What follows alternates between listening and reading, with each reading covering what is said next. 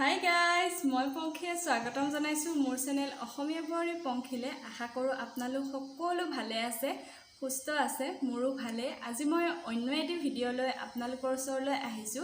যদি মোৰ ভিডিওসমূহ চাই আপোনালোকে ভাল পায়, প্লিজ মোৰ চেনেলটো সাবস্ক্ৰাইব কৰিব, লাইক কৰিব আৰু শেয়াৰ কৰিবলৈ একেবাৰে নাপাহৰিব। বলক তেনেহলে পলম নকৰি ভিডিওটোলৈ আগবাঢ়ো।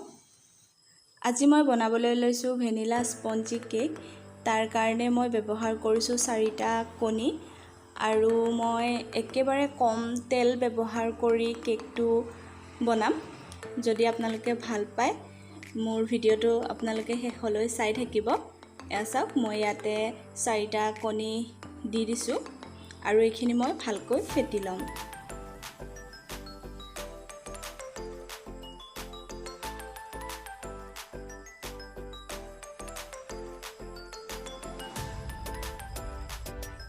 ইয়াতে মই লৈছো আধা কাপ চেনি। মই চেনিৰ পৰিমাণটো কমাই দিছো আৰু লৈছো মই ডাঙৰ চামুচেৰে 2 চামুচ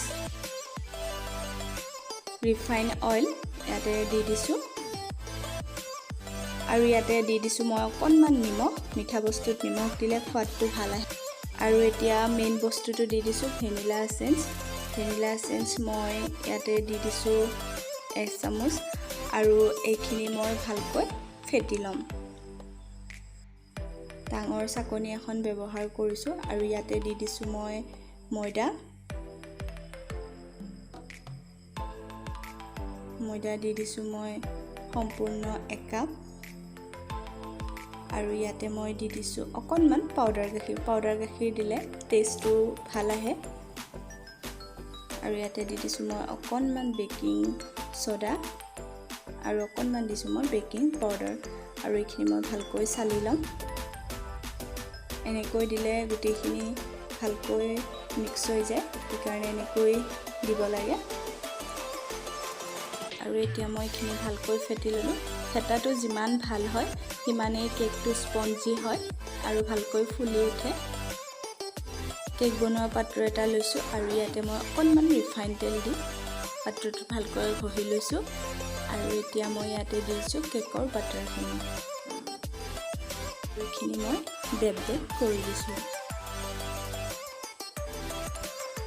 মই কেৰাহীত বনাম আজি কেকটো, তাৰ কাৰণে মই 10 মিনিটৰ কাৰণে প্ৰি হিট কৰি ৰাখিছিলো আৰু এতিয়া মই কেকৰ বাটাৰখিনি কেৰাহীত সাৱধানে দি দিছো আৰু এইখিনি মই এতিয়া ঢাকন লগাই 30 মিনিট মানৰ কাৰণে ৰাখি দিম।